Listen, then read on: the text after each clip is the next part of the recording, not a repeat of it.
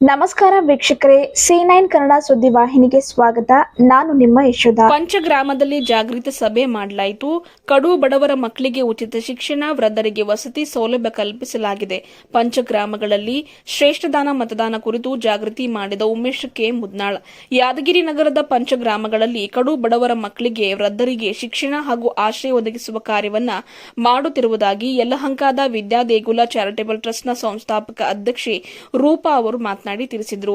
ಯಾದಗಿರಿ ಮತ್ತು ಶಹಾಪುರ ತಾಲೂಕಿನಲ್ಲಿ ಬರುವ ಹೆಡಗಿಮುದ್ರ, ಅಬ್ಬೇತುಮಕೂರು, ಮುದ್ನಾಳ್, ನಾಲ್ವಡಿಗಿ ಮತ್ತು ಮರಂಕಲ್ ಪಂಚಗ್ರಾಮಗಳಲ್ಲಿ ಶಿಕ್ಷಣದ ಜಾಗೃತಿ ಮೂಡಿಸುವ ಸಭೆಗಳಲ್ಲಿ ಭಾಗಿಯಾಗಿ ಮಾತನಾಡಿದ ಅವರು, ತಮ್ಮ ಸಂಸ್ಥೆಯಿಂದ ಕಡು ಬಡವರ ಮಕ್ಕಳಿಗೆ ಹಾಗೂ ವೃದ್ಧರಿಗೆ ಯಲಹಂಕದಲ್ಲಿ ಉಚಿತವಾಗಿ ಶಿಕ್ಷಣ ಹಾಗೂ ಆಶ್ರಯ ನೀಡಲಾಗ್ತಾ ಇದೆ.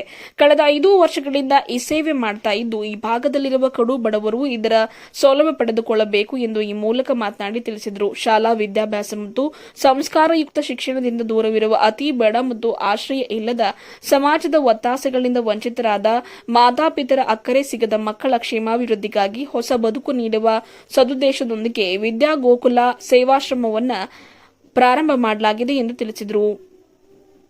ಈ ಸಂದರ್ಭದಲ್ಲಿ 5 ಗ್ರಾಮಗಳ ಮುಖಂಡರುಗಳಾದ ಶಿವರಾಜ, ನಿಂಗಪ್ಪ, ಮಾದೇವಪ್ಪ, ಅನಿಲ್, ರವಿ, ಮರೆಮ್ಮ, ಬಸವರಾಜ್, ಹನುಮಂತಪ್ಪ, ಅಯ್ಯಪ್ಪ, ಭೀಮರಾಯ್, ಮಹೇಶ್, ಶಿವಪ್ಪ ಬಾವರ್, ಮಲ್ಲು ಬಡಗೇರ್, ಮಹಾಂತೇಶ್, ನಾಗಪ್ಪ, ಈಶಪ್ಪ, ಭೀಮಾಬಾಯಿ, ಹರ್ಷಿತಾ, ವಿಶಾಲ್, ಮರೆಮ್ಮ, ಶಿವಮ್ಮ, ಸುನಂದ, ಶಿವಪ್ಪ ಪೂಜಾರಿ, ಮುದ್ದೆಪ್ಪ, ಸಣ್ಣ ಯಲ್ಲಪ್ಪ, ಈಶಪ್ಪ, ಶಿವಪ್ಪ ಶಣ್ಣಪ್ಪನವರು ಸೇರಿದಂತೆ ಅನೇಕರು ಇದ್ದರು. ವರದಿಗಾರರು ಪರಶುರಾಮ್ ಕಿಲ್ಲನಕೆರ, ಬಂದಳ್ಳಿ, ಯಾದಗಿರಿ. ಹಣ ಕೊಟ್ಟು ನಾಳೆ ನಿಮ್ಮ ಮನೆ ಕಡೆ ಊರ ಕಡೆ ಏನು ಮೂಲಭೂತ ಸೌಕರ್ಯಗಳು ಚರಂಡಿ ಗಿರಂಡಿ ಏನಿಲ್ಲ ಅಂದ್ರೆ ಅವರು ನಿಮ್ಮ ಕಡೆ ನೋಡಲ್ಲ, ನಿಮ್ಮ ಕಡೆ ಮಾತಾಡ್ಸಕ್ಕಲ್ಲ. ನಾನು ನಿಮ್ಗೆ ಏನು ಮಾಡಿದ್ದೇನೋ ಗೊತ್ತದ, ನಾನು ನಿಮ್ಮ ಜೊತೆಗಿರ್ತೀನಿ. ಆದ್ರೆ ಒಳ್ಳೆ ವ್ಯಕ್ತಿಗೆ ಮತ ಚಲಾಯಿಸಿ, ಆದರೆ ಮತ ಚಲಾಯಿಸುವ ಮುನ್ನ ಆ ವ್ಯಕ್ತಿ ನೋಡ್ಬೇಕು. ಪಕ್ಷದಕ್ಕಿಂತ ವ್ಯಕ್ತಿ ಇಂಪಾರ್ಟೆಂಟ್. ನಿಮ್ಮ ಕಷ್ಟ ಸುಖದಾಗ ಬರ್ತಾನೆ, ನಿಮ್ಮ ಊರ ಅಭಿವೃದ್ಧಿ ಬಗ್ಗೆ ಚಿಂತೆ ಮಾಡ್ತಾರೆ ಅಂತಕ್ಕಂಥದ್ದು ನಿಮಗೆ ಜ್ಞಾನ ಇರಬೇಕು. ಇಲ್ಲಿ ತನಕ ನಾವು ತಪ್ಪು ಮಾಡಿದ್ದೀವಿ, ಇನ್ನು ಮುಂದೆ ತಪ್ಪು ಮಾಡಬಾರ್ದು ಅಂತಕ್ಕಂಥದ್ದು ಮತ ಚಲಾಯಿಸುವಾಗ ನಾವೇ ಹೇಳ್ತೀವಿ. ಒಬ್ಬ ಮನೆಗೆ ಹೋಗಿ ಮಗಳನ್ನ ನೋಡ್ತಾರೆ, ಆ ಹುಡುಗನ ನೋಡ್ತೀವಿ, ಹೊಲ ಮನೆ ಕೇಳ್ತೀವಿ, ಮತ್ತೆ ಎಲ್ಲ ಆಜುಬಾಜು ಎಲ್ಲ ಕೇಳಿ ವಿಚಾರ ಮಾಡಿದ ಮ್ಯಾಗೆ ಮತ್ತೆ ಗಾಡಿ ತೊಗೊಂಡು ಊಟ ಮಾಡಕ್ಕೆ ಹೋಗ್ತೀವಿ. ಇದನ್ನ ತಿಳ್ಕೊಂಡು ಕೇಸಿ ಮತ ಹಾಕ್ತಕ್ಕಂಥ ವ್ಯವಸ್ಥೆ ಮಾಡಬೇಕು. ಇದು ಯಾರೂ ವಂಚಿತರಾಗಬಾರ್ದು ಯಾವುದೇ ಕಾರಣಕ್ಕೆ. ಯಾಕಂದ್ರೆ ಈಗ ನೋಡ್ಲಕತ್ತೀವಿ 50% 60%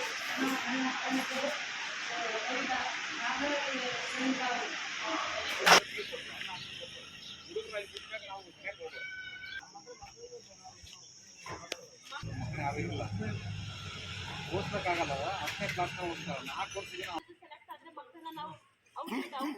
ವರ್ಷಕ್ಕೆ ಇಂಟರ್ಸ್ಟೇಟ್ ಮತ್ತೆ ಔಟ್ ಸ್ಟೇಟ್ ಕಂಟ್ರಿಗೂ ಸಹ ಕರ್ಕೊಂಡು ಹೋಗ್ತೀವಿ. ಅದಕ್ಕೆ ತಂದೆ ತಾಯಿ ಸಹಾಯನೂ ಬೇಕು. ಅಗ್ರಿಮೆಂಟ್ ಮಾಡಿಸ್ಕೊಂತೀವಿ, SLC ವರೆಗೂ ಯಾವುದೇ ಮಗುನ ವಾಪಸ್ ಕರ್ಕೊಂಡು ಬರಲ್ಲ ಅಂತ. ನಮ್ಮ ತುಂಬ ಮಕ್ಕಳು ಯಾದಗಿರಿ ಗುಲ್ಬರ್ಗ ಮಕ್ಕಳಿದ್ದಾರೆ. ಅವ್ರು ಏನು ಮಾಡ್ತಾರೆ, ಒಂದು 5ನೇ ಕ್ಲಾಸ್ ಬಿಡ್ತಾರೆ, ಒಂದು 8 ವರ್ಷ 8ನೇ ಕ್ಲಾಸ್ 9ನೇ ಕ್ಲಾಸ್ ಸ್ವಲ್ಪ ಗಟ್ಟಿ ಮುಟ್ಟ ತಕ್ಷಣ ಕರ್ಕೊಂಡು ಹೋಗ್ಬಿಡ್ತಾರೆ. ಕೆಲಸಕ್ಕೆ ಆಗ್ತಿರೋ ದಿನಕ್ಕೆ ಆಮೇಲೆ ಇಲ್ಲಿ ಇವರು ಇದ್ರೆ ಮುಂದಿನ ಕೆಲಸಕ್ಕೆ ಹೋಗೋದು ಸಂಜೆ ಬಂದ್ರೆ ಶಾಲೆ ಯಾವ ಹೋದರೆ ಏನು ಗೊತ್ತಾಗಲ್ಲ. ಹಾಗಾಗಿ ಶಿಕ್ಷಣ ಮಕ್ಕಳು ಆ ಥರ ತರಬೇತಿ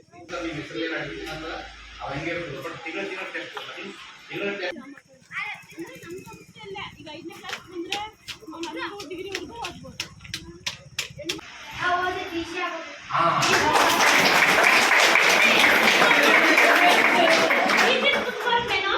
ಹಾಸ್ಟೆಲ್ದಲ್ಲಿ ಮಾಡಿ ಹಾಸ್ಟೆಲ್ ನಡೆಸ್ತಾರೆ. ಯಾಕಂದ್ರೆ ಅವ್ರಿಗೆ ಸರ್ಕಾರದ ಬೆಂಬಲಿಲ್ಲ ಎಲ್ಲ.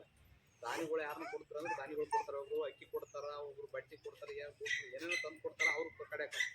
ಇಲ್ಲಿ ಒಂದು ಹುಡುಗನ ಕೊಟ್ರ ಅಂತಂದ್ರೆ ಅವರು 1444 ರೂಪಾಯಿ 1144 ರೂಪಾಯಿ ಕಟ್ಟಿದ್ರೆ ಸಾಕು. ಒಂದು ವರ್ಷದ್ದು ಕಂಪ್ಲೀಟ್ ಅವ್ರು 1 ವರ್ಷ ಅವ್ರಿಗೆಲ್ಲ ಕಂಪ್ಲೀಟ್ ಶಿಕ್ಷಣ ಕೊಡಿಸ್ತಾರೆ, ಊಟದ ವ್ಯವಸ್ಥೆ ಮಾಡ್ತಾರೆ. ಅದ್ರ ಜೊತೆಗೆ ಇಲ್ಲಿ ಬಡವರು ಆ ಕಡೆ ಎಲ್ಲ ಯಾರಿಗೋ ಕಡೆಗೂ ಆ ಕಡೆ ಹೋಗ್ತಾರೆ.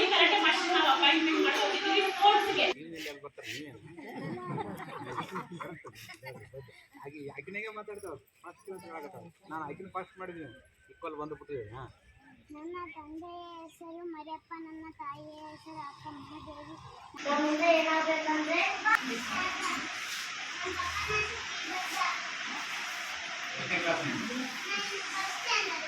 ಎಷ್ಟನೇ ಕ್ಲಾಸ್